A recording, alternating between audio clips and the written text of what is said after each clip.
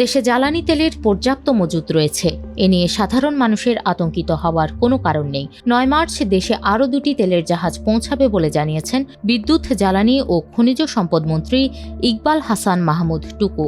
৭ March বিকেলে তেজগাঁওয়ের প্রধানমন্ত্রীর কার্যালয়ে প্রধানমন্ত্রী তারেক রহমানের সঙ্গে বৈঠক শেষে সাংবাদিকদের তিনি এসব কথা বলেন। ইকবাল হাসান মাহমুদ টুকু বলেন, জ্বালানি তেল নিয়ে সাধারণ মানুষের মধ্যে এক ধরনের প্যানিক বা আতঙ্ক কাজ করছে, যার কোনো যৌক্তিকতা নেই। তেলের পর্যাপ্ত মজুত আমাদের রয়েছে। এছাড়া সরকার বিকল্প উৎস থেকেও তেল সংগ্রহের নিরবচ্ছিন্ন চেষ্টা চালিয়ে যাচ্ছে। জ্বালানি বিভাগের কর্মকর্তারা জানিয়েছেন, দেশে পেট্রোল ও অকটেন আমদানি করার প্রয়োজন হয় না। নিজস্ব উৎস থেকে উৎপাদিত পেট্রোল ও অকটেন দিয়েই অভ্যন্তরীণ চাহিদা মেটে। তাই এই দুটি জ্বালানির ক্ষেত্রেও সংকটের কোনো আশঙ্কা নেই। জ্বালানি ও খনিজ সম্পদ বিভাগের যুগ্ম সচিব এবং অপারেশন উইংয়ের প্রধান মনির হোসেন চৌধুরী জানান, দেশে মাসে ৩,৮০,০০০ টন ডিজেলের চাহিদা রয়েছে। বর্তমানে বিপিসির কাছে ১,০০,০০০ টনের বেশি ডিজেল মজুদ আছে।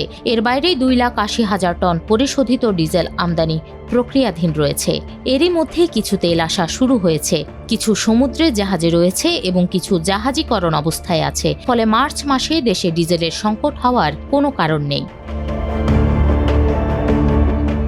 এছাড়া বাংলাদেশ এরই মধ্যে সিঙ্গাপুর থেকে ২ কার্গো এলএনজি আমদানি নিশ্চিত করায় আপাতত গ্যাস সংকট হওয়ার কোনো কারণ নেই বলে জানান কর্মকর্তারা। এছাড়া নভেম্বর পর্যন্ত সারের মজুদ থাকায় সরকার সার কারখানাগুলোতে গ্যাস সরবরাহ বন্ধ রেখেছে।